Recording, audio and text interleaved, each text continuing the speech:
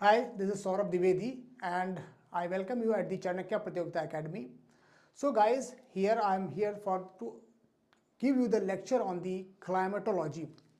So before I start the chapter, I would like to tell you something very important related to this chapter, that this is the most relevant topic for the geographical aspect, and it is very much favorable for the UPSC and other UPPSC or any other state exams.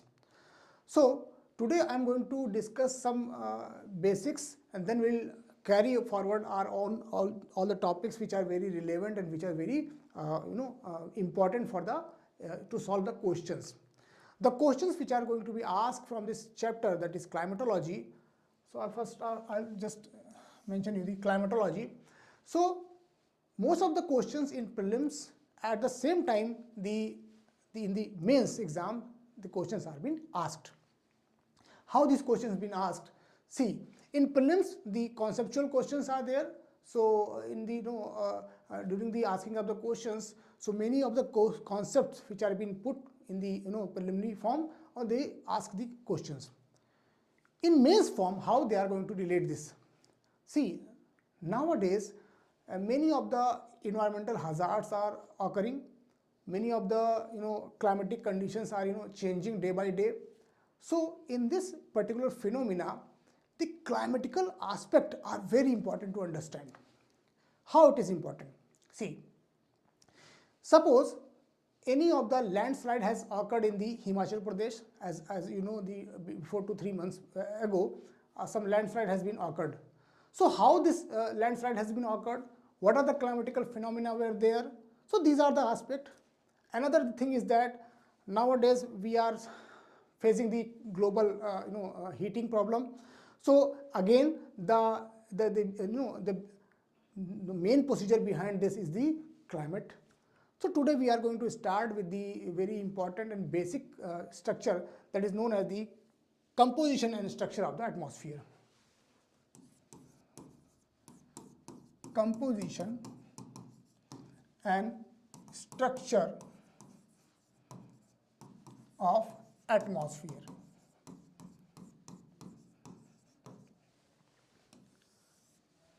So we are going to discuss the first composition and then structure of the atmosphere. So before we start, what is that means the topic? We'll talk about the atmosphere. What is atmosphere?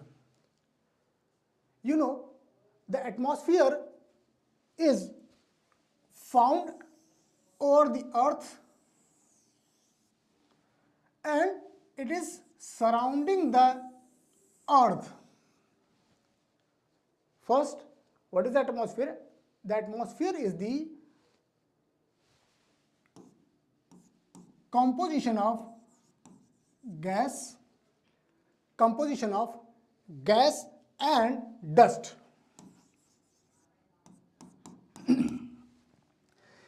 Now, the gas and dust which is circulating the entire earth is being attracted by the gravity, means the gravitational force. So here the gravitational force is contracting the entire atmosphere. So I had started with the what is the atmosphere.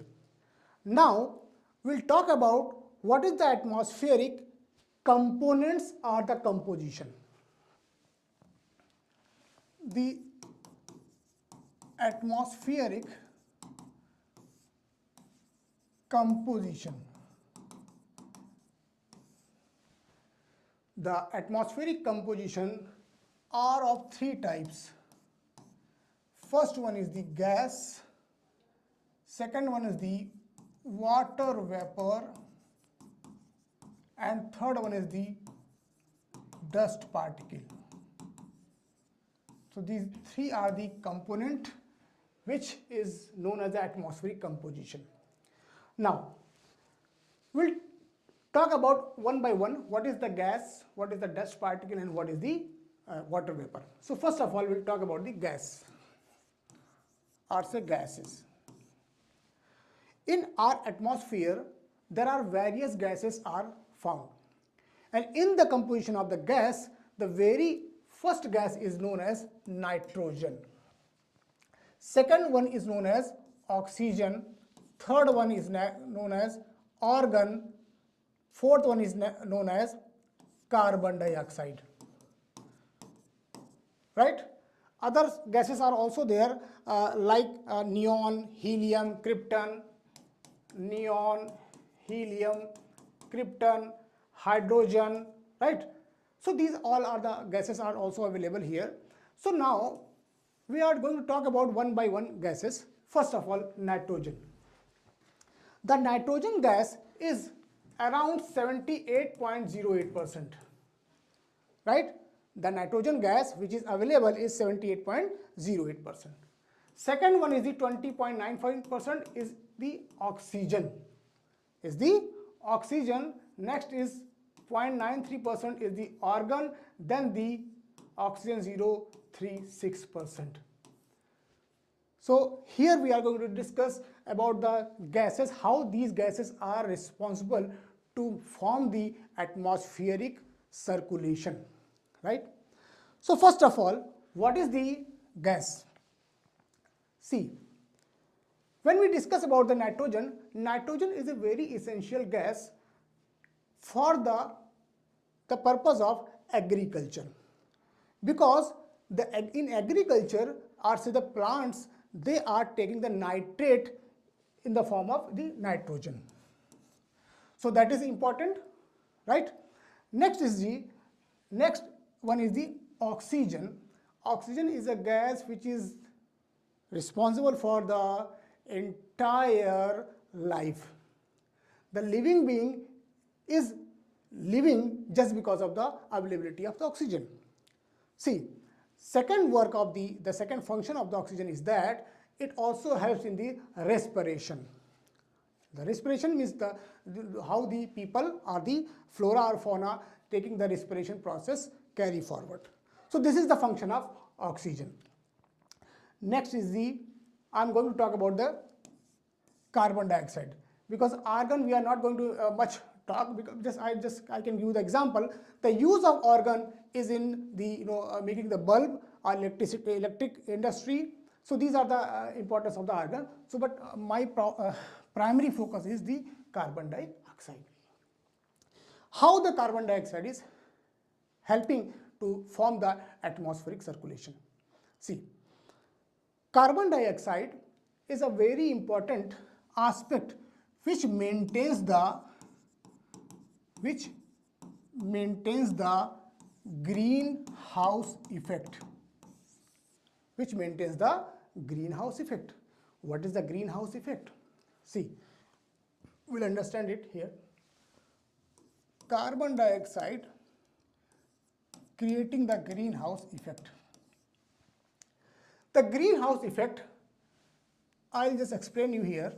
This is the Earth, and in entire solar system, Earth is the only planet which is known as Goldilocks zone. Goldilocks zone. What is the Goldilocks zone? The Goldilocks zones is known as the habitable zone. The habitable zone. What is the meaning of the habitable zone? The habitable zone where the flora and fauna can flourish, can evolve. So this is the phenomena which belongs to the carbon dioxide. How it is making the relevancy, I'll again explain you. This is the Goldilocks zone, and it makes the habitable zone for the flora and fauna. How it become possible? This has become possible just because our Earth is having a presence of atmosphere. Our Earth have the atmosphere, and this atmosphere have a relevant temperature. The Earth atmospheric temperature, which is averagely known as 15 degrees Celsius. Means what? Means the 15 degrees Celsius is required to evolve the flora and fauna. Just because of it is helping to maintain the 15 degrees Celsius, means this entire atmospheric pattern, so it gives the life to become evolved. Means it is giving the life to the flora and fauna. I'll just remind you one more thing related to this topic.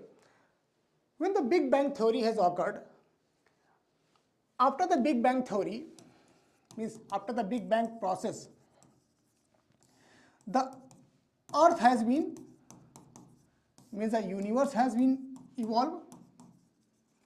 The universe has been evolved, and in that process around 4.5 billion years ago the earth has evolved.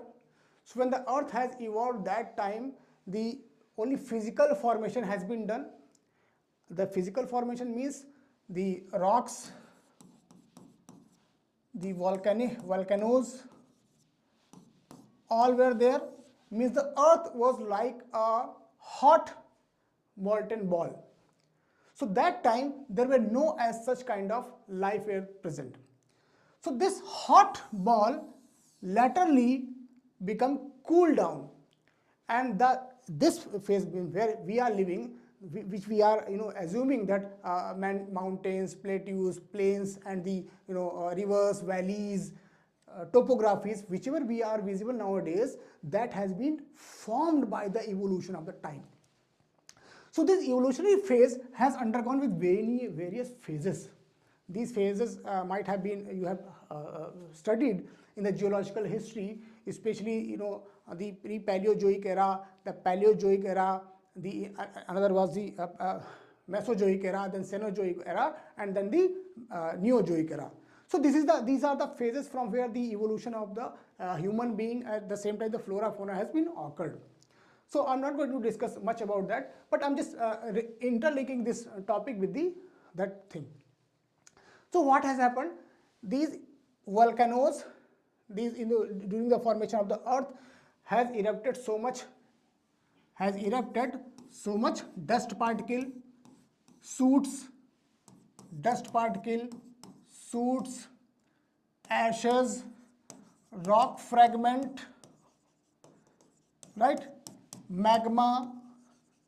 So these all have elements has been erupted, and these all elements has been undergone to the atmosphere at the upper level. In this upper level, then they condensated, and the condensation, after the process of the condensation has been on, the rainfall has been started, and the rainfall has carried for longer period of time.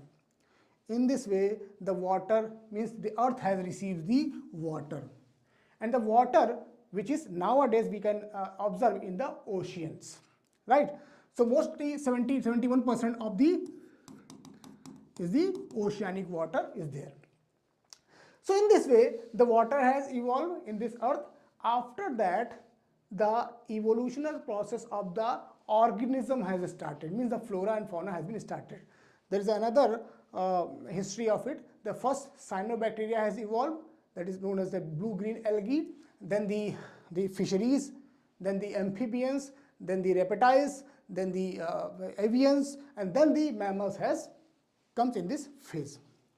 So this environment which has been created here, the condensation process has been taken. So this makes the earth possible to become the Goldilocks zone, which I mentioned here, because the temperature which has been maintained. Right? Now we'll move forward. How this temperature has been maintained? See, this is the earth, this is the sun. The sun, from the sun, the radiation is coming out up to the earth's surface. The radiation which is coming out, it is known as the solar insolation.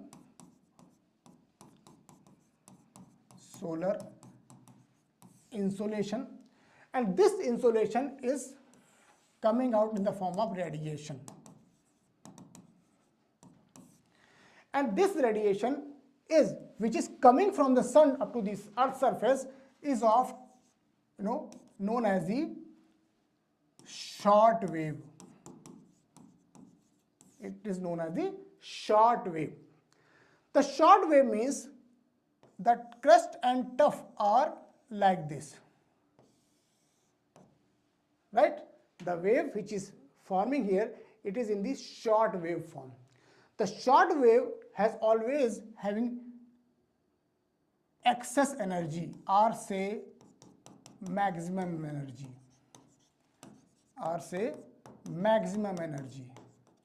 means the short wave emits maximum energy, right?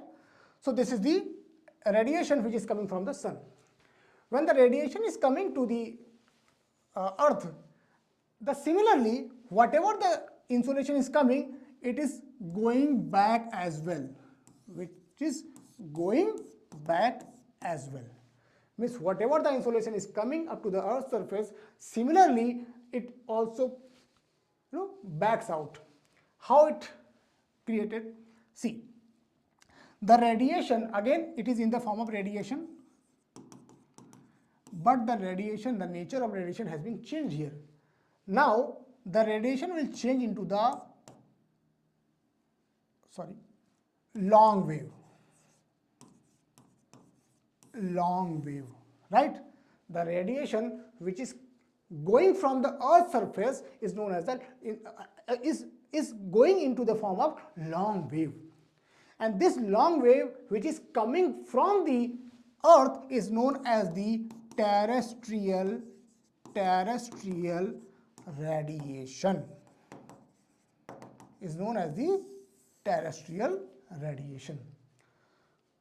Understand it? So when the insolation which is going from the earth's surface in the atmosphere in the form of long wave, the long wave is represented by in this way, means here the crust and troughs are in the longer formation, so the energy which is emitting from it are lesser. Energy is less during the terrestrial radiation or during the long wave radiation, right? Again, so this is the earth, and I am just making a diagram how the terrestrial radiation is going out from the earth's surface. That time it heated the entire atmosphere.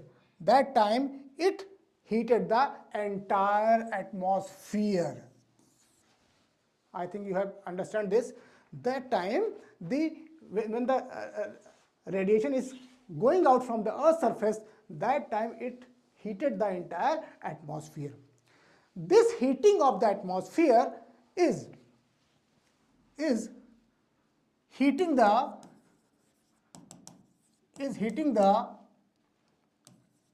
gas particles, means the gases, the dust particle, and also water vapor.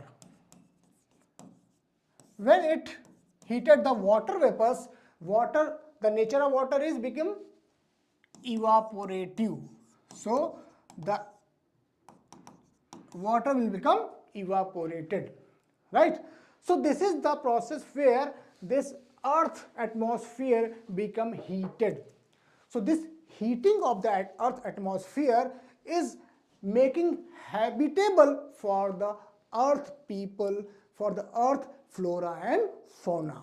I think now you are able to understand how this earth atmosphere is become habitable. Okay, so this temperature which is required for the habitation is 15 degrees Celsius. Okay, now we'll move towards the another topic. So we had talked about the nitrogen, we had talked about the oxygen, and we had talked about now we will discuss about another topic which is very important with the air circulation.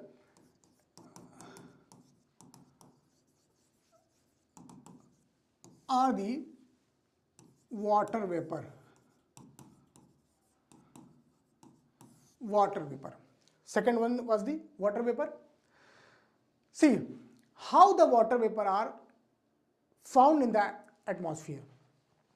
As you know, this is the earth, and in earth oceans are also there, continents are also there.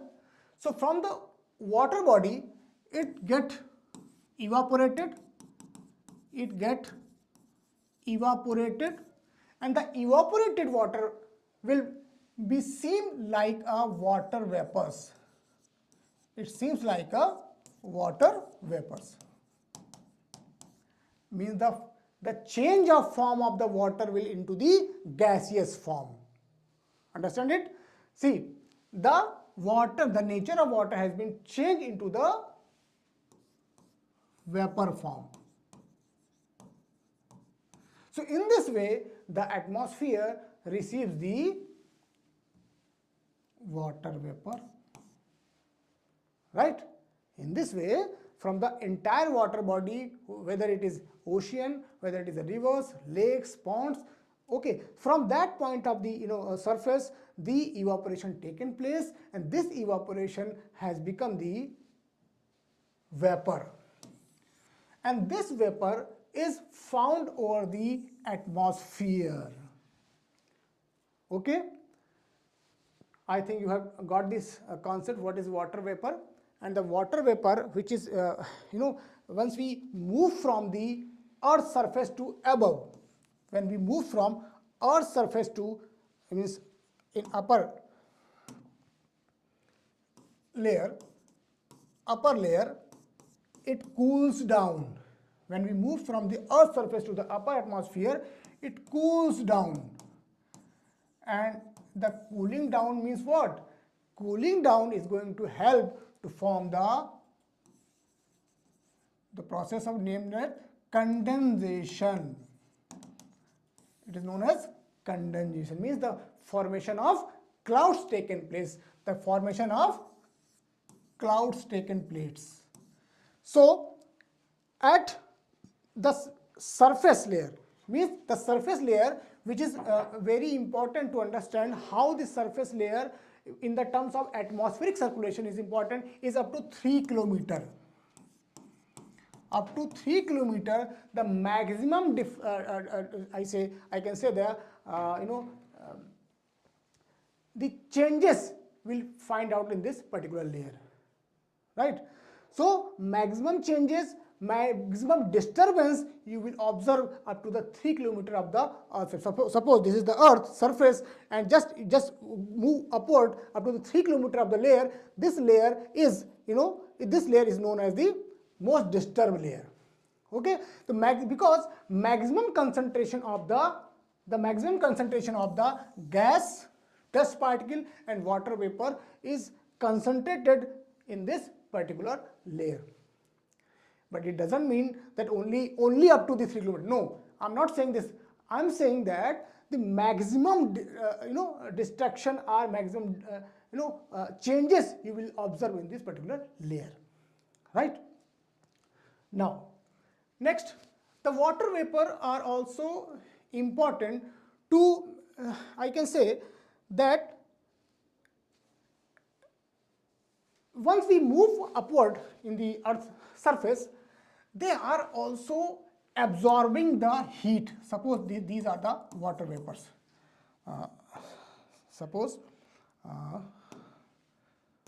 These are the water vapors. See, this is the sun.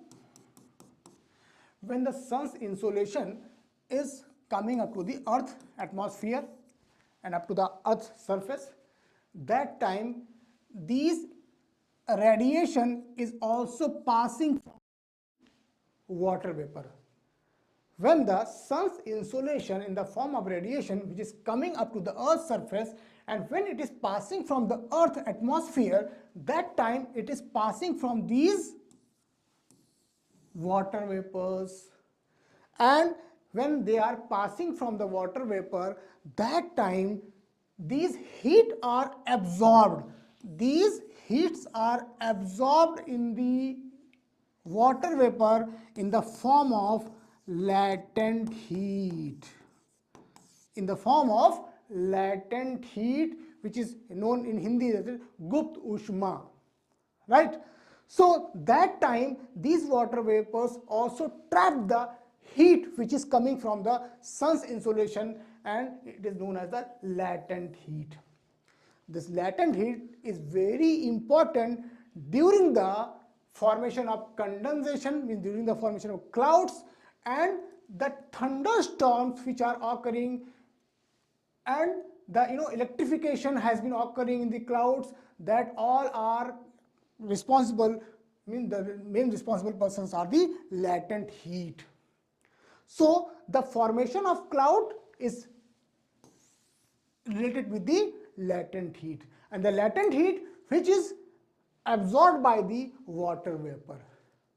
So I think you have got the concept of how the water vapor is responsible to form the atmosphere of Earth. Now next, the next is the dust particle. The dust particle. What are the dust particles? See, the dust particle which are coming in the Earth's surface are, I told you in earlier just session, that when the Earth has been forming, that time various volcanic activities, the formation of Earth in that process has been taken place. During the volcanic activities and the formation of during the Earth construction or development, most of the dust particles are spreaded over the Earth atmosphere. That time during the formation of Earth, what has happened? Most of the particle which has erupted from the volcanic activities has gone through the atmosphere. This atmosphere has received many dust particles. What they have received? Dust, ashes, rock fragment,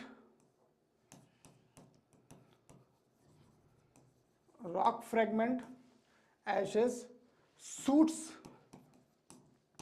sea salt, dust from meteors, meteors.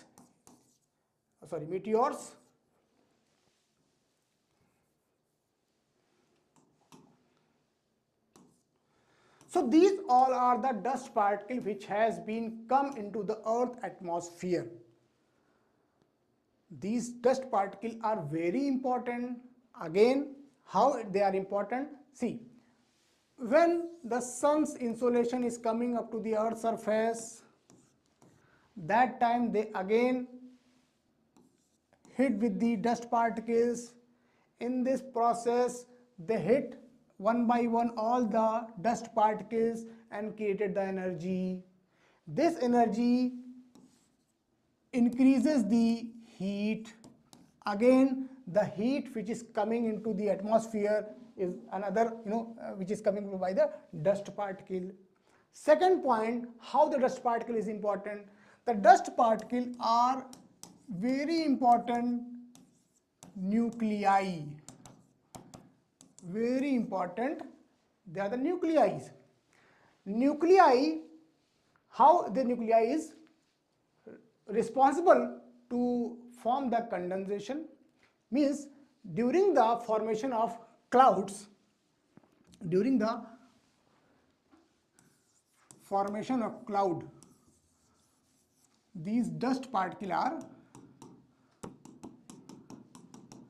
available, and these dust particles playing a role of nuclei. These dust particles are playing the role of nuclei.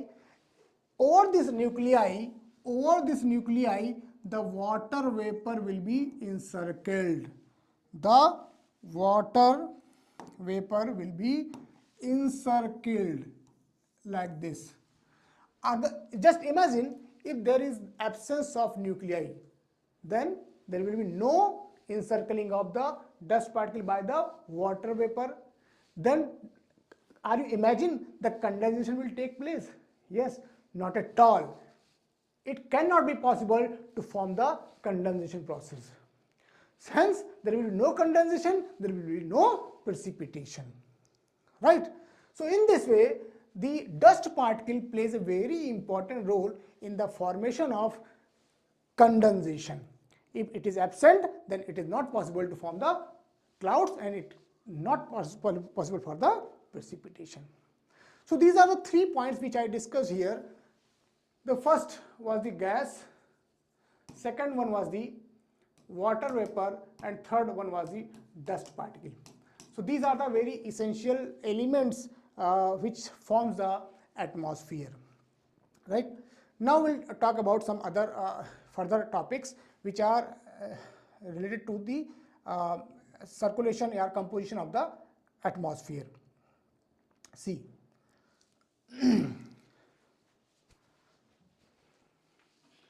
Composition of atmosphere. In composition of atmosphere, now we are going to discuss the layers of the atmospheres. Layers of atmosphere. What are the layers of atmosphere? See, this is the earth. This is the earth.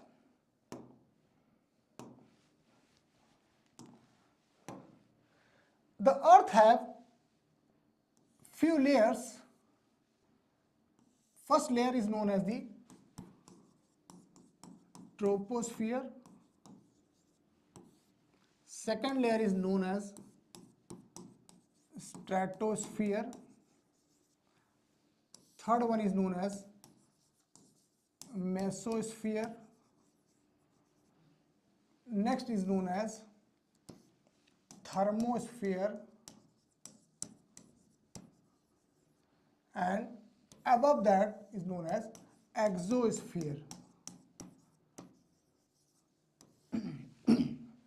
These are the layers: the troposphere, the stratosphere, the mesosphere, the thermosphere, then the exosphere. Right? So first of all, we'll discuss about what is troposphere and where it is. This is the earth and this is the first layer.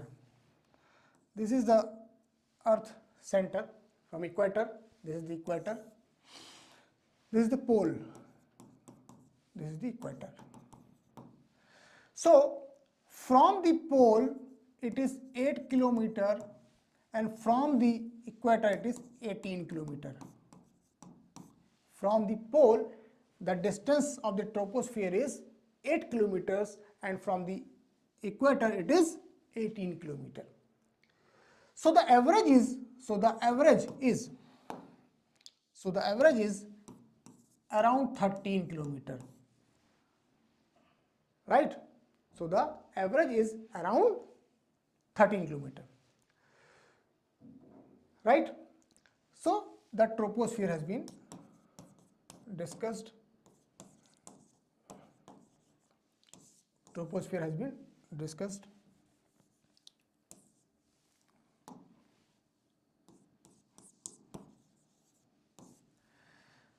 How this troposphere is important for the atmosphere? Now we'll understand. That entire disturbance which is known as atmospheric disturbance is occurred in this layer. Entire disturbance occurred in this particular layer. Right? This troposphere is responsible for eddies. What is eddy? The eddy means the meandering. The meandering means the meandering of the atmospheric, that is the composition gas, dust particle and water vapor. These all three eddy, do the eddy process, means they meanders. So in this way, due to these things, and the entire atmospheric composition is available in this particular layer, and I earlier told you up to the 3 kilometer of the layer, the maximum density of the air, means the gas, water vapor and dust particle are found in this particular layer. Above it, the disturbance you will get up to the 18 kilometer from the equator and 8 kilometer up to the the pole. So around 12 to 13 kilometer, the troposphere layer is found. Just above it, there is a stratosphere. Stratosphere, and this stratosphere is up to the 50 kilometer of the height. 50 kilometer of the height, the stratosphere is found. The stratosphere is known for the stability of the atmosphere. The stratosphere is known for the stability of the atmosphere. Means stability means what? The stability means the disturbance of the atmosphere is very minimum, or say not found, or say it is just the presence of the atmosphere. It is just the presence of the atmosphere which is not hampering the atmospheric circulation. I think you got this point. See, just above the troposphere, this is known as the tropopause. The boundary between stratosphere and the troposphere is known as the tropopause. Just above of this tropopause, the layers of the stratosphere started. Just above to the tropopause, this layer is suitable for plains. This layer is suitable for the plain.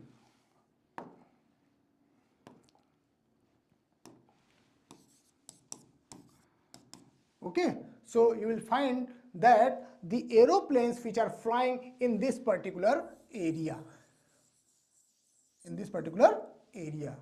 Okay, some jets are flying above than this. Some jets are flying over of this layer.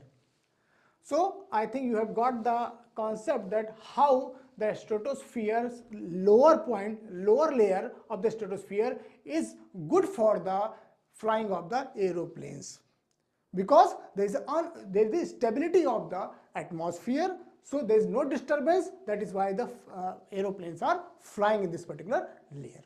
Okay. Now, in the upper atmospheric layer, around up to 30 to 50 kilometer, there is a one layer which is known as ozone layer. Now, we'll understand what is ozone layer. Ozone layer is represented by O3. How the O3 has been come from? O2 plus single oxygen. The composition of O2 means oxygen plus single oxygen from the O3. So this layer is found in this upper strata of the stratosphere, and this layer is very important for there is sun, and the sun's radiation is coming up to the earth's surface in the form of insolation. When it is coming up to the earth's surface, means into the atmosphere of the earth, that time the UV rays are also coming. Means the UV rays are also coming up to in this particular atmosphere. So this atmosphere will be faced by this UV rays. But the presence of ozone layer in the stratosphere, it going to absorb this UV layer. The presence of ozone layer is going to absorb this UV layer. Due to the absorbent capability of the ozone layer, it provides the safeguards to the earth flora and fauna, especially for the mammals, especially for the human being. Because in our skin there is a melanin is found, so it interacts, means the UV rays is interacting with the melanin and gives the skin cancer. Okay, so it means what? It means the ozone layer is protecting from the skin cancer. Got it? You might have heard about the that there is a bulge in the ozone layer due to the increasing of the heating of the greenhouse effect. It is going to it is going to far this it is going to bring the hole into the ozone layer. So to protect the ozone layer, we are trying to fix the greenhouse effect. Okay, I think you have understand the stratosphere. Now, next, just a second.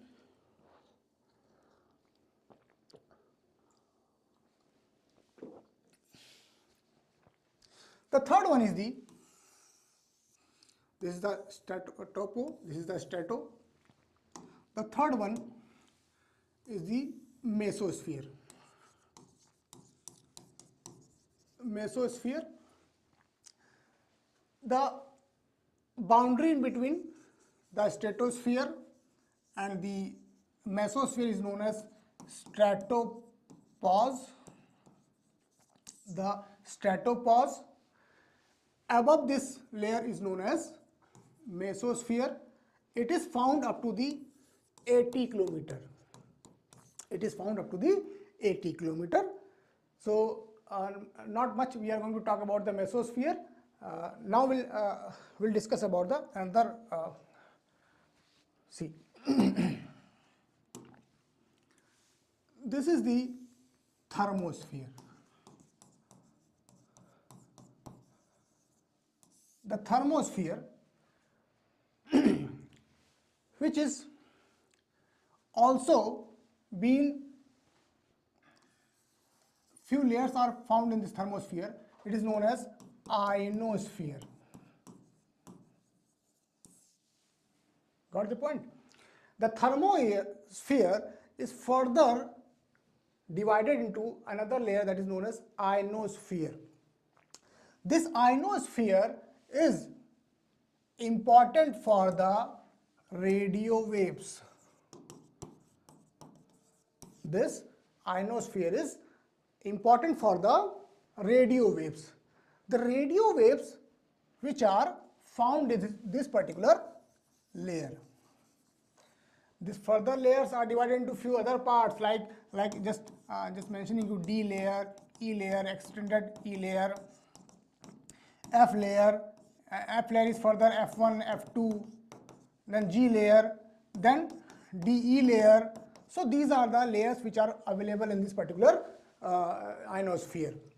This ionosphere is good for the radio waves. That is why we are able to receive the waves, radio waves from the satellites, means from this particular point like this. Okay, so ionosphere is very important layer which is found in the thermosphere layer. The thermosphere layer is good for the name of the thermo means the thermal. The name of the thermosphere is coming from the thermal. Thermal means the variation of temperature. Means the variation of temperature. So you will get here the variation of temperature, and above than this, we'll talk about the further the exosphere.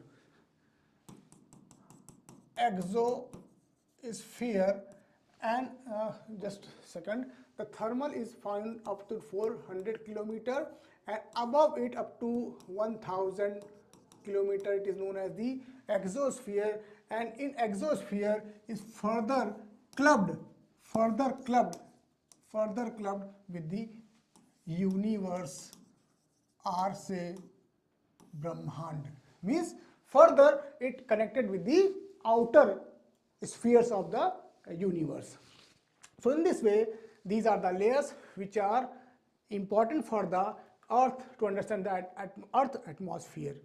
Okay, I think we have got the basic points about the how the atmosphere is look like, how the air it seems like the form, the composition of the gases, the water vapor, the dust particle, and then the layers of the earth. So now we'll move towards the another topic.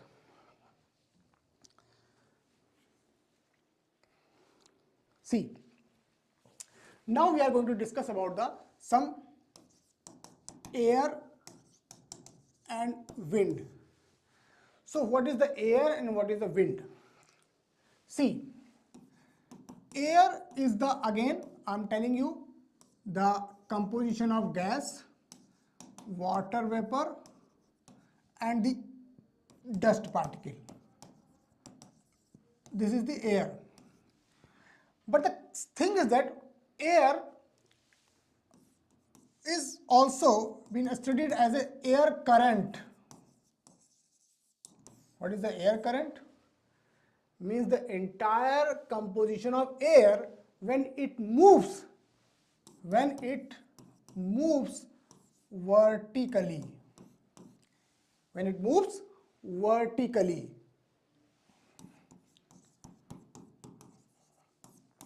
Vertical motion, then it is known as air current. So now we'll talk about the wind. What is wind? The wind is, yes, wind is different from the air. The wind means the movement of air in horizontal motion. Horizontal motion means air current. Air means the composition of gas, water vapor, dust particle. The air current is the motion of vertical motion of air. The wind is different from the air current. Here the movement of air in a horizontal motion. This is the basic difference between air current and wind. Now we'll talk how this vertical movement and how the horizontal movement taken place. So first of all, we'll talk about the vertical motion.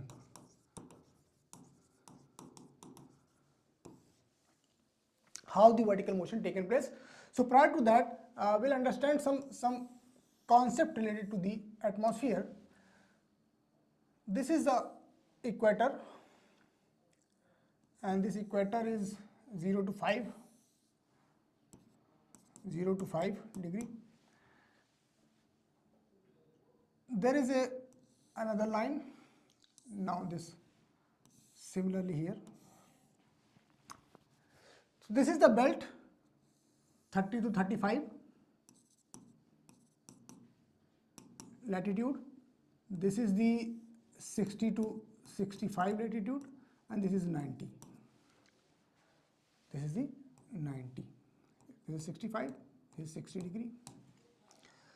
So these are the layers of the globe.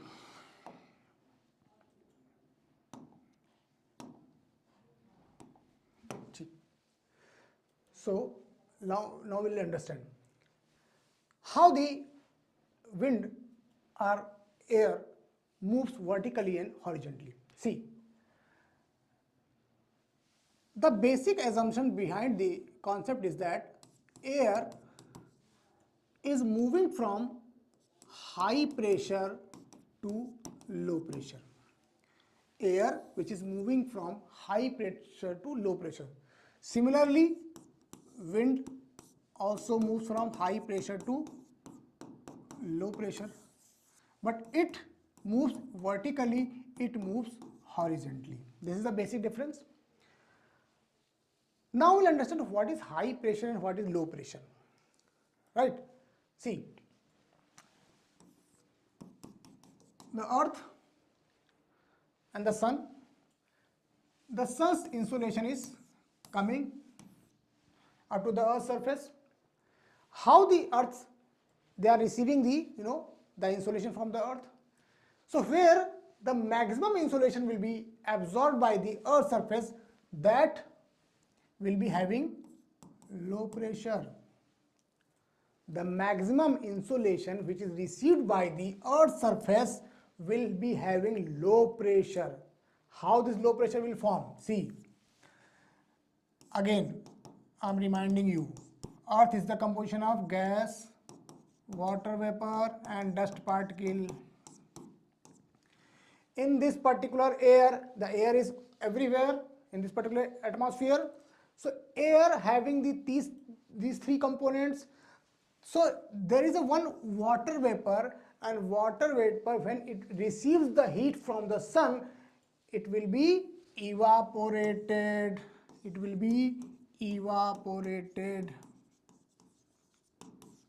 Got the point? When the water body will receive the insolation from the sun, it will start evaporating. When it will evaporate, means the weight which was earlier present for this air will become low. The weight will become low. In this way, the pressure which is going to be exerted in this particular layer will be low. That is why it is known as the low pressure belt. I think you have got the concept how this low pressure will create. Means the insolation from the earth will be received by this particular layer which is known as the equatorial layer, because because again I am just making you to understand very properly. This is the Tropic of Capricorn. This is the Tropic of Cancer. This is the equator. So the earth insolation is received by this particular layer. The maximum heat is received by this particular layer. Another thing is that the earth is little bit tilted, means the earth is little bit tilted in this way, like this. Sorry.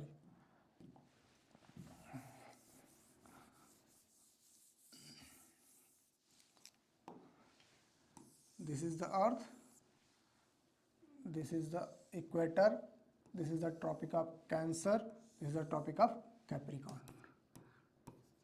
Tropic of Cancer, equator, Tropic of Capricorn. So again, this is the sun's insolation.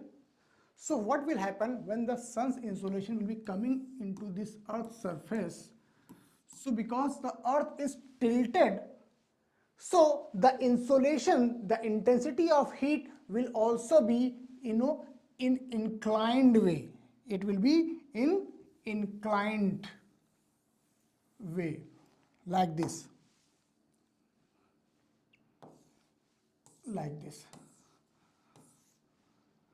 right? So in this way the earth will receive the heat. Just imagine, if we focus on the Indian climatic conditions, presently we are facing the winter season. So in winter season, the sun is at Tropic of Capricorn. In winter, in India,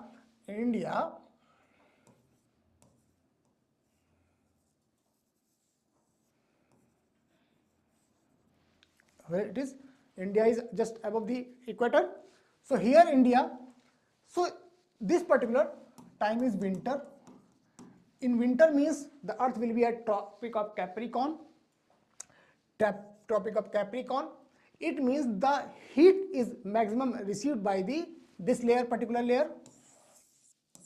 This particular layer it will receive. In India, what will happen? In India, this insolation will be opposite, like this.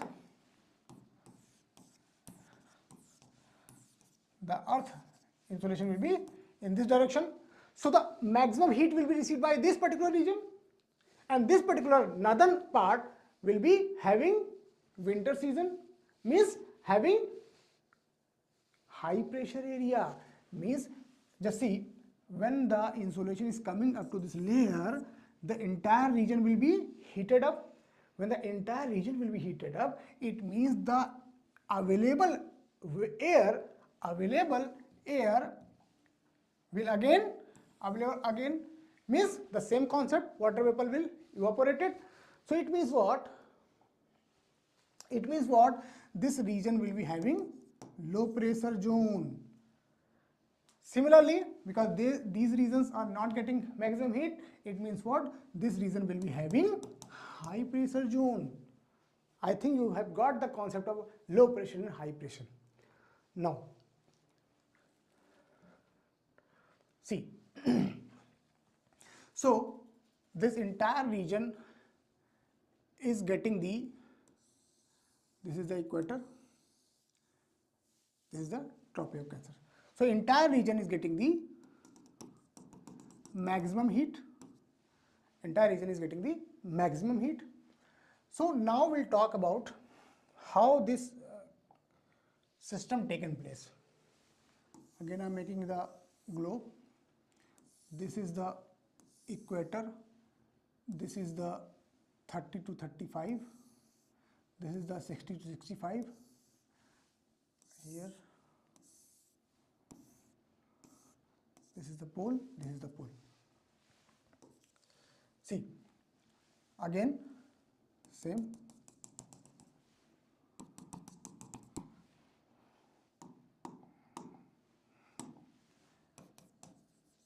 Tropic of Cancer, Tropic of Capricorn. See, if we focus on that, there is summer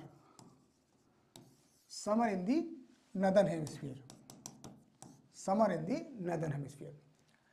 So it means what? It means the sun's insolation will be in this particular direction. Means the maximum heat will be absorbed by this particular area, right? And this region means southern hemisphere will be in the winter season, right? So now we understand how the low pressure and high pressure works. See, when the maximum insolation will be absorbed by this particular region, so there is a equatorial part, and this equatorial part receives the insolation full of the year. Means the equatorial part receives the insolation whole year. Completely they are getting the maximum heat. It means what? Due to the receiving of the maximum heat throughout of the year, they are heated up. When they become heated up, then they will create the low pressure. So the equatorial part will be having low pressure. Now, what will happen when the low pressure will create? When the low pressure will create, then the low pressure will get light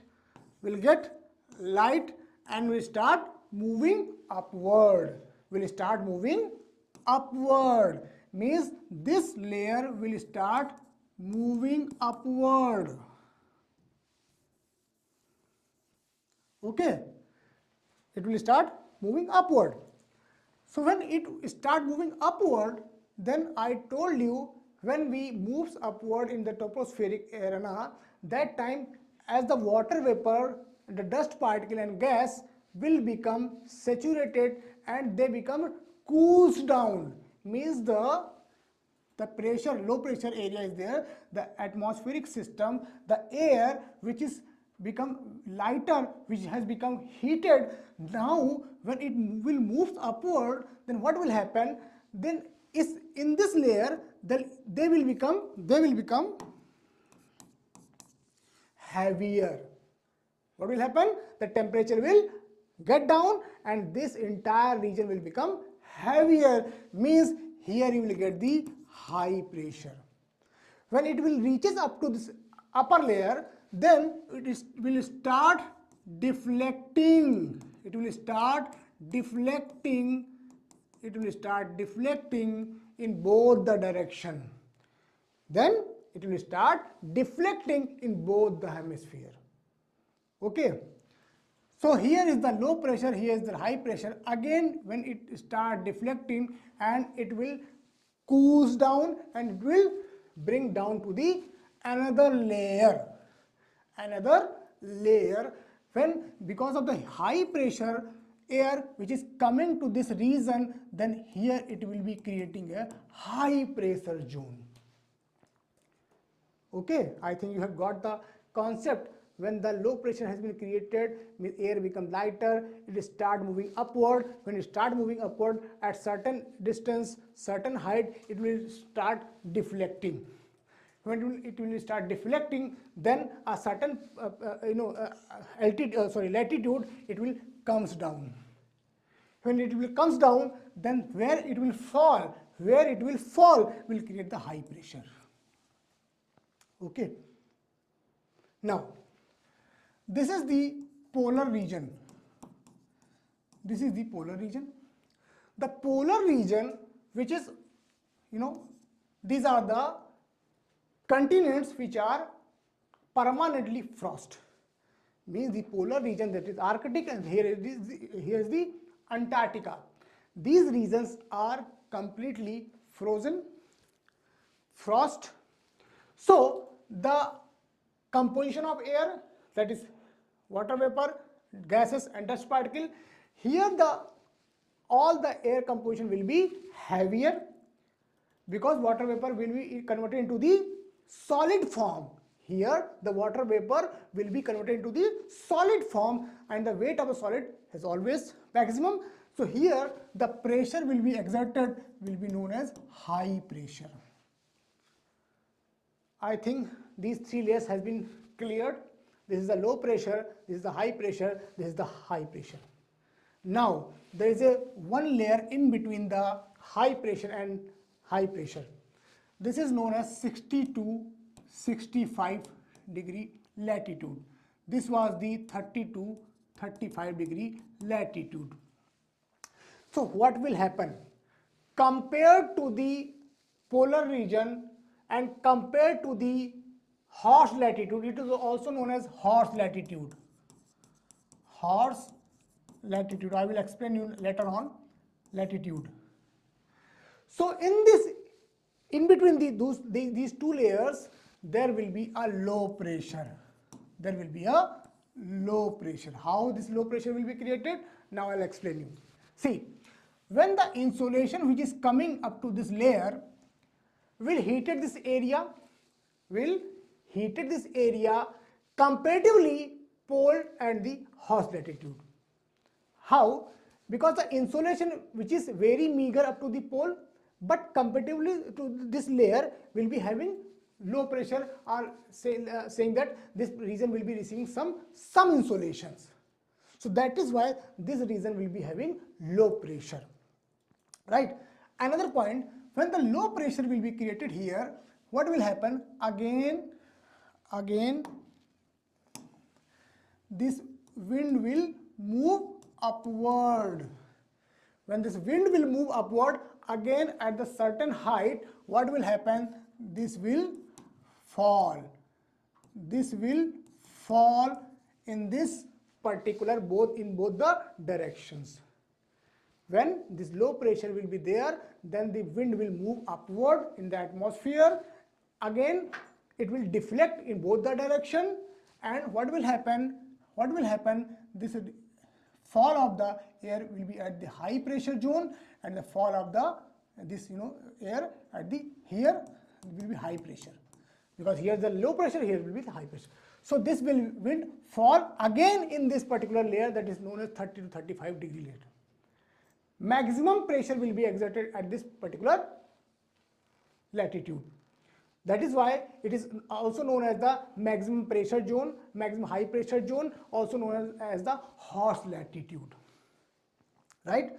So in this way we got the low pressure, high pressure, low pressure, high pressure. Similarly, here you will get high pressure, low pressure, high pressure. In both the hemisphere you will get the same concept. Okay. Now we'll talk about the how the air moves, how the layer moves. So when horizontal motion will take place, it will be known as wind. When the vertical motion will take place, then it will be known as air current. Okay, I think got the concept. So here the movement of air is known as air current, means the vertical motion of air will be known as air current. Now we'll see how the wind will flow, means how the air will flow. See, I told you high to low means there is a high pressure, so the wind will flow from high to low, high to low, high to low, high to low, high to low, high to low, high to low. Here again high to low, high to low, high to low, again high to low. In this way, right? I'm again making it a new diagram. See,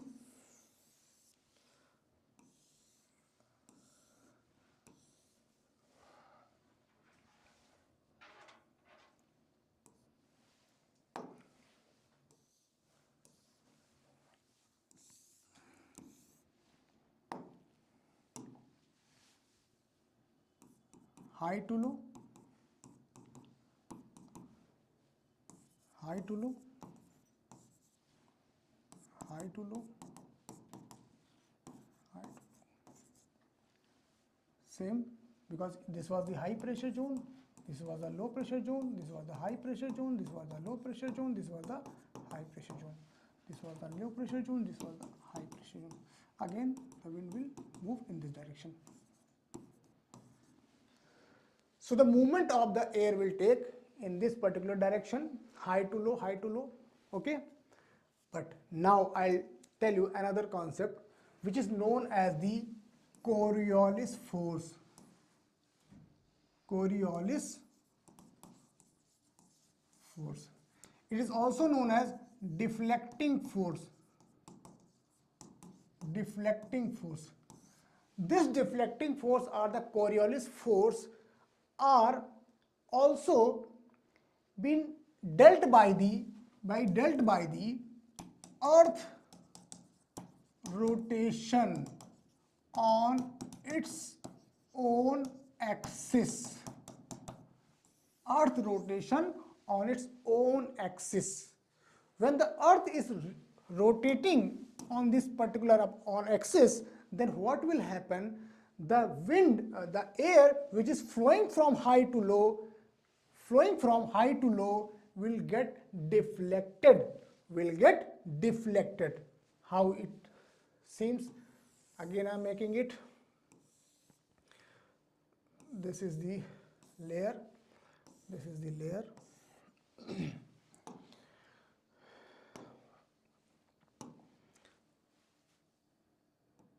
This was the layer. This was the direction I already shown you. What will happen? This will move in this direction. This will move in the direction. This will move in the direction. Okay. So how it will look like? See, again I'm making it here. This will look like, this will look like. Okay, this will So see, I'm just erasing it.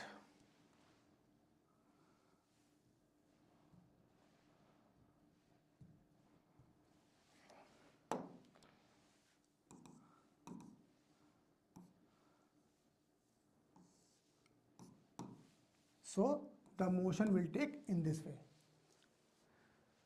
Okay, here the same. In this way it looks like. So this is the direction which has been deflected due to the deflecting force, or the Coriolis force has happened because Earth is rotating on its own axis. Due to the rotation of Earth axis on their own axis, so the air which is moving from high to low, it gets also deflected in other direction.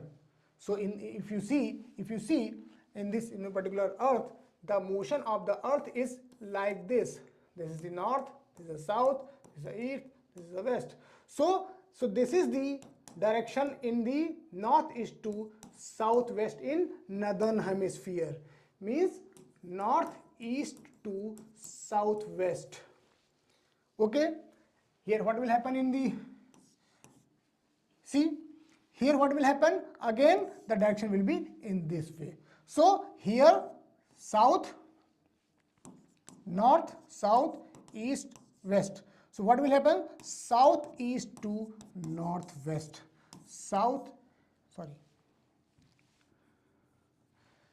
here I am writing southeast to northwest. So if we talk about the northern hemisphere, how the Coriolis force will deflect the air, it will be northeast to southwest, and in the southern hemisphere it will be look like southeast to northwest. I think you got the concept how it looks like. Again we'll move further.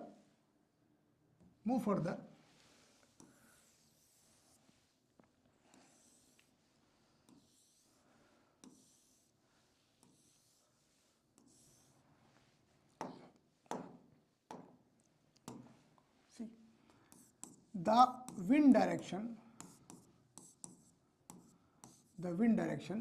seems like in this way, and in this way, seems like in this way,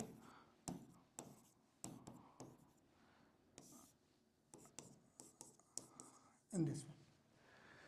So this wind, this wind and this wind, now we'll discuss how they are look like. So the flow of the wind from east to west, this is I'm talking about this layer here. The flow of the wind from east to west is known as trade wind,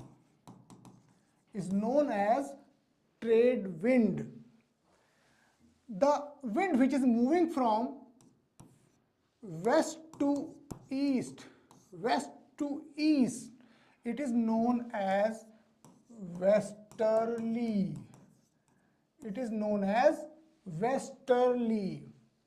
And here the movement of air towards the east, east to west is known as polar easterly. So these are the three winds: the trade wind, the westerly, and the polar easterly. These three winds are also known as the permanent or prevailing wind,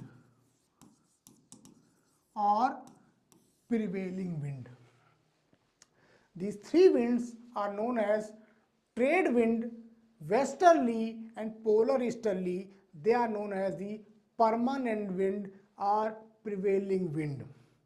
And these are also the surface wind. the surface wind, means these winds are flowing by touching the surface of the earth. That is why the maximum changes has been occurred by these polar easterly, westerly and trade wind. I think you have got the concept of how the air looks like, right? Now we'll talk about some more topics like classification of wind. So first we had already discussed the permanent wind or prevailing wind, which are of three types: the trade wind, second is the westerly, and third one is the polar easterly. Now we'll talk about how the trade winds are.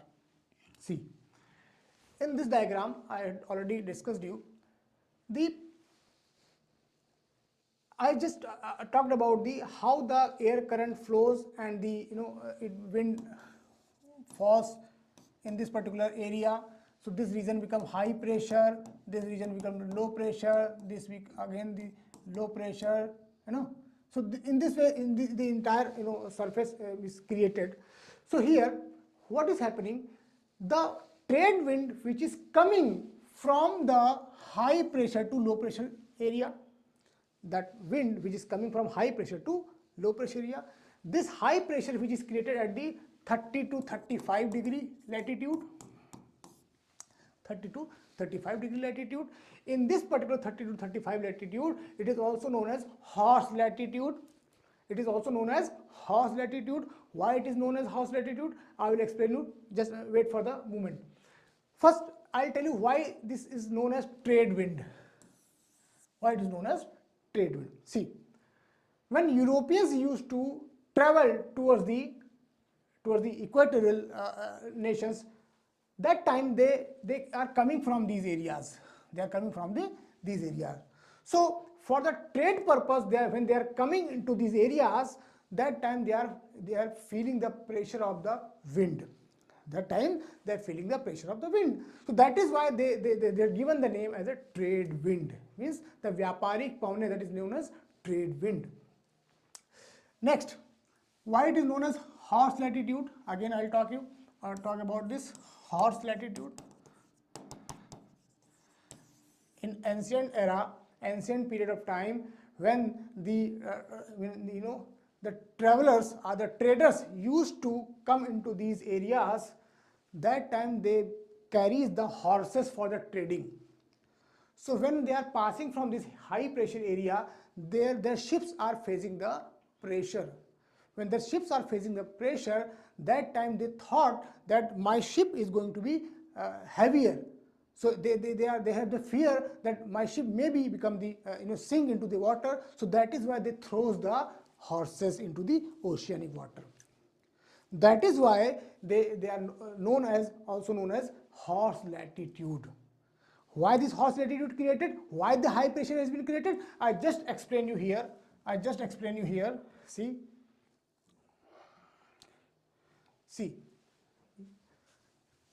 the wind which is coming from this area, from low to high. So entire wind from this the subpolar region and from this equatorial region, both the air which is moving above the surface of the atmosphere, then both are falling at this layer. That is why the maximum pressure is being felt in this particular zone. Okay. Now,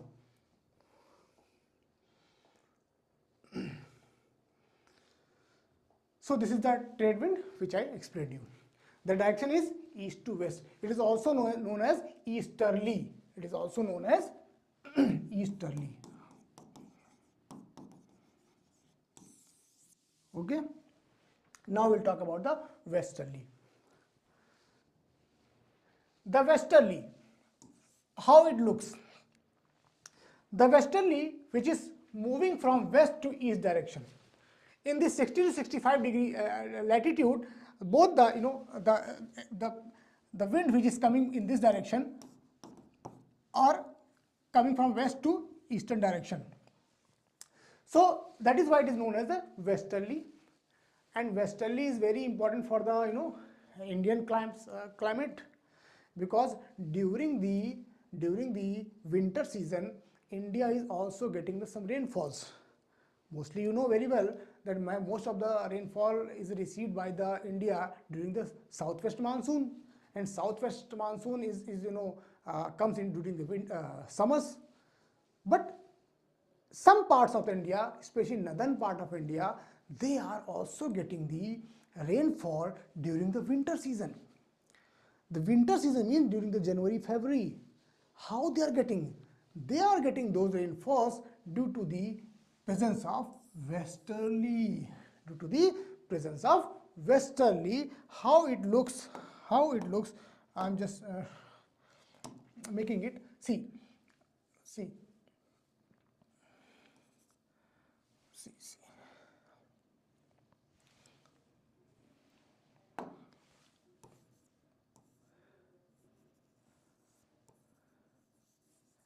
see the map of India. See? So when the wind is coming in this direction, so it is also crossing the Indian northern area. So when it is passing from the western side, it is passing from the Atlantic Ocean, then it is passing from the Mediterranean Ocean, then also it is passing from the some rivers like Indus, and there are some tributaries. That time they are getting the water vapors, and that water vapors created the rainfall in this particular area. Sometimes westerly are also responsible for bringing the cyclone. The cyclonic conditions are very prevalent in the European area, because they are bringing the rainfall, thunderstorms, so that creates the disturbing region for the European sector, these westerlies. At the same time, the westerly also bring the rainfall during the winter season in UK, in western part of the Europe. So that time they are bringing the rainfall in the winter season of the European western part. That is why we used to say the London's winter are wet winters. London's winter are wet winters, right? So this is the westerly and the impact of westerly, how it is impacting the Indian climatic system as well. Now, the third is the polar easterly. The polar easterly is surrounded up to this polar region and a subpolar region. So the effect of the polar easterly, because the direction is from the east to west, and they brought the snowfalls and some cold cyclones in this particular Alaskan region and the Canadian region and the Greenland or the Norway, Sweden are areas. So these are important to bring the heavier snowfall in the northern part of the North America. Also they are responsible for bringing the snowy cyclonic condition in this particular northern European part. So in this way, the polar easterly is very important surface wind which is responsible for this in this particular region. Now, the second one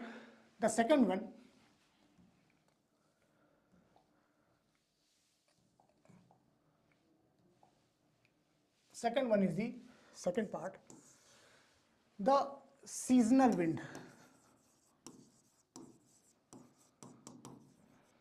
The seasonal wind again are of three types. First one is the monsoon wind. Second is the valley breeze or mountain breeze. The third part is the sea wind or land wind. Sea wind or land wind. So these are the three types of seasonal wind. Now we'll talk about one by one how the monsoonal wind look like. The monsoonal wind, which is very much prevalent, monsoonal wind is very much prevalent. This is the equator, this is the India.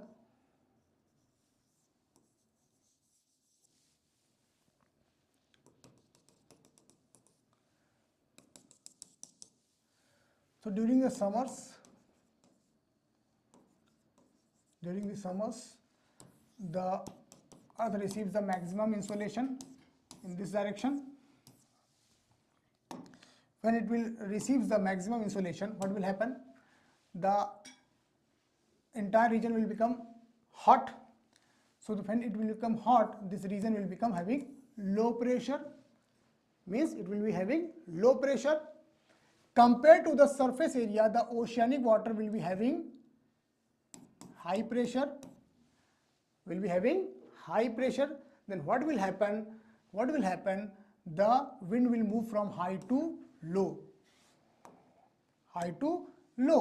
So when the air will pull the oceanic evaporative water, means the vapors or the water content, or say water vapors, and when will it hit this surface, then what will happen? The rainfall will occur in this particular area. So that time India receives the maximum rainfall during the summers, especially during the July, August. Okay, so we used to call it, during the summers the high pressure is created over the oceans, and low pressure is created over the surface area of India, or say the Indian subcontinent. So that time it pulls the water vapors from the ocean and bring the rainfall into the entire Indian subcontinental region. Again, what will happen in winter? In winter, what will happen? Again, I am making it. This is the equator. How India look like.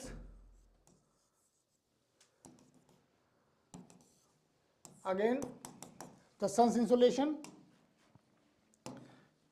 What will happen? The sun's insolation will be in this direction, and this region will be having winter. Northern part will be facing the winter. So the surface area will be having high pressure. Compared to the high pressure, this ocean will be having low pressure. So the wind will move from high to low. When it will be moving from high to low, that time some rainfall occurred at Tamil Nadu coast. Some rainfalls occurred at Tamil Nadu coast. Got it? That is why it is also known as the summer one was known as southwest monsoon. This summer one was known as southwest monsoon, and the winter one was known as northeast monsoon. It is also known as the retrieval of air, the retrieval of monsoon.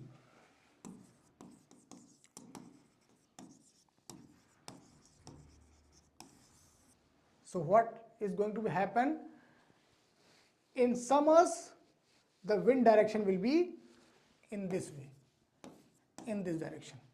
And what will happen in winter? The wind direction will be in this particular direction. So this is the known as the seasonal variation.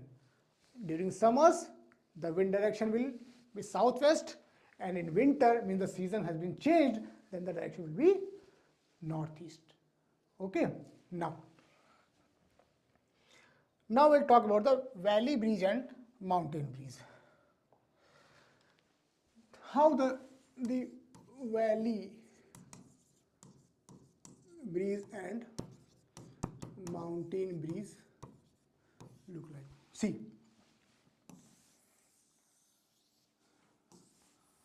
this is the mountain, this is the valley,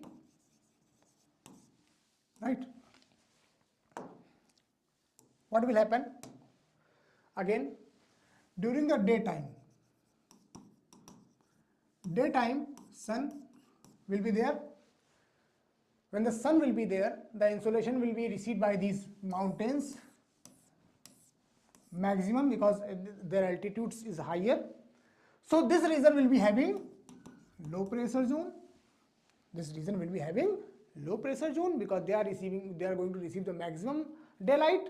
So maximum daylight means the maximum heat. The maximum heat means the pressure will be low. So here there will be low pressure. Compared to the mountains, this region will be having high pressure because they are in the downer part. So they are not going to receive much of the heat comparatively. Okay, because this is at the altitude, ऊंचाई पर है. So in this way, the movement of again wind in this way, high to low, means the valley breeze will move upward. The valley breeze will move upward, so it will be known as valley breeze. Again, night, there is a moon. What will happen? This region will be having is at altitude, so it will be comparatively means cool down. So when it will be cool down earlier, then there will be high pressure, and comparatively the valley area will be having low pressure. So again, what will happen? Then the movement of the wind is in this direction, high to low. So it will be known as mountain breeze. Mountain breeze, I think you have got the concept. Valley breeze and mountain breeze. The next is the sea wind and the land wind. Now, sea wind and land wind. It is very simple. I'm just making a diagram of India. So see, this is the surface. So during summer,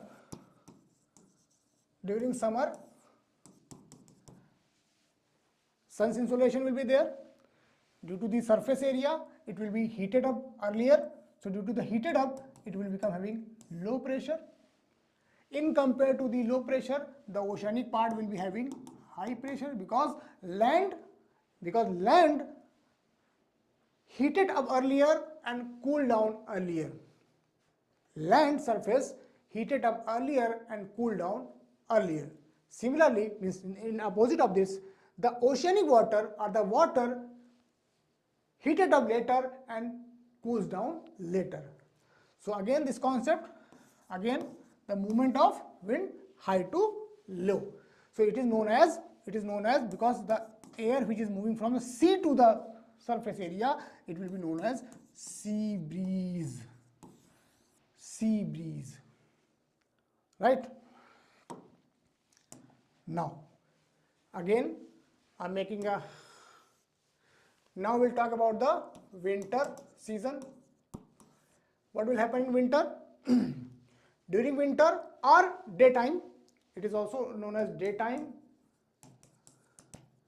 it can be expressed in this way. It is in the night time, sorry, night. What will happen? Again, this region will be during the night receive the high pressure, compared to the ocean will be having low pressure, then the movement of the air will be like this. So the wind which is coming from the surface or land, so it is known as land breeze, right?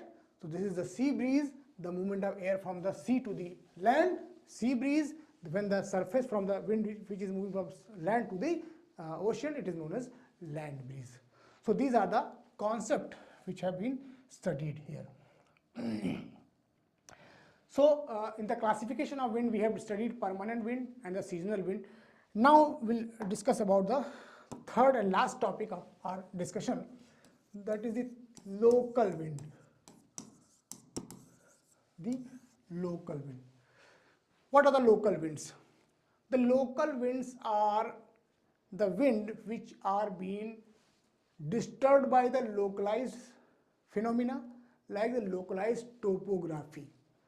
The topography is very important to make the local wind most prevalent.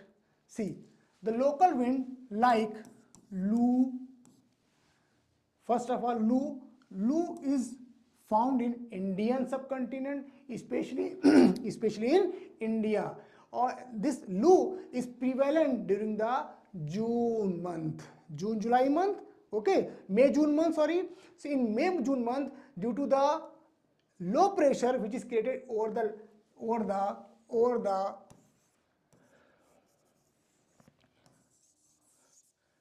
northern hemisphere, so here the local wind become prevalent, and it is very problematic for the people who they are living in this particular area. It is known as Lu. Next, Fawn.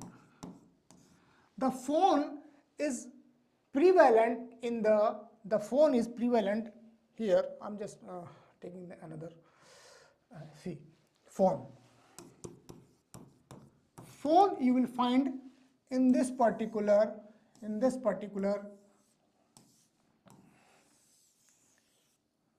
is the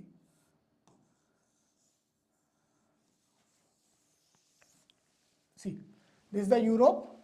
So here is the Alps, here is the Alps. So you will find here the fawn, and fawn is again a warm air, and fawn is responsible to melt the ice in this particular Alps region, and it is found in France. Next is we'll talk about the Chinook. Where it is Chinook? The Chinook is found in this particular American region. Here there is a Rockies, and in this particular region you will find the Chinook. Chinook is also known as the snow eater, and it is good for the prairie grassland. It is good for the prairie grassland, and it also helps to grow the wheat productions and corn productions, right? Few other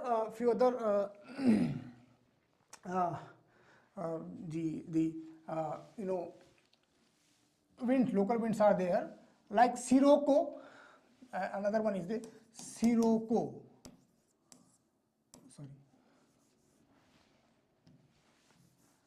Sirocco.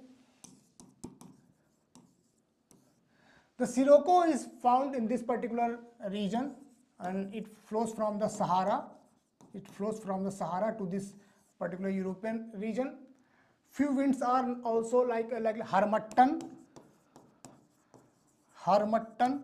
Harmattan is also known as a Dr. Guinea. Dr. Guinea. It is found in this particular region. It is very soothing for this Guinean part of the region.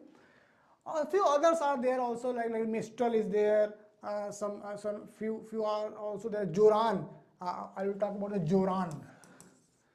Joran is the cold air, local wind.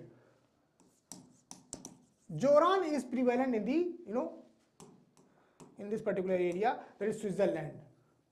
In this particular region, Joran brought the ice in this particular region.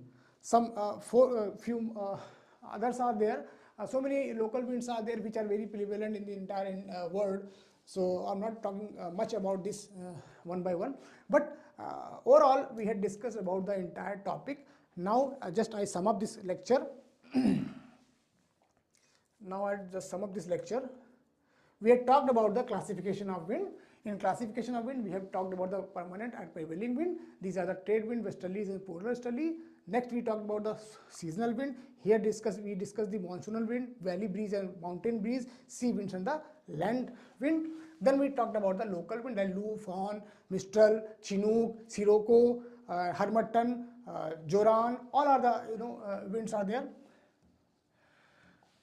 Earlier to that, we had discussed about how the polar wind and the polar wind, westerlies and trade wind look like, how they had formed. We had also talked about the Coriolis force. Coriolis force is also known as a deflecting force. So we had discussed about it.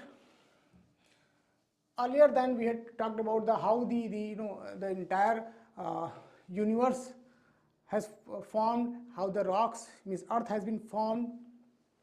In that various dust particles has been erupted. See,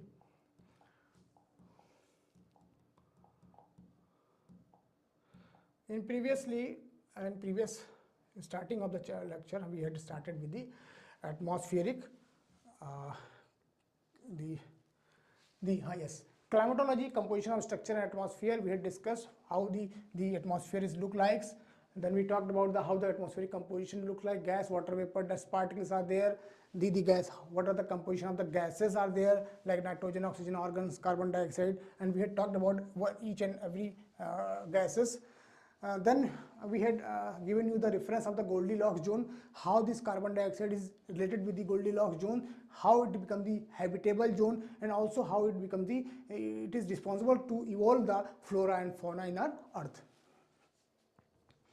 Then we discuss about how the solar insolation looks like, how the short waves are, how the long waves are, how the long waves are represented as the terrestrial radiation, right? So this is the fundamentals which I discussed, how the air and the composition of air, like water vapor, dust particle and gases are look like, how these composition of air is creating the entire Earth atmospheric system. So I suppose you have understand the basic concepts. Thank you very much.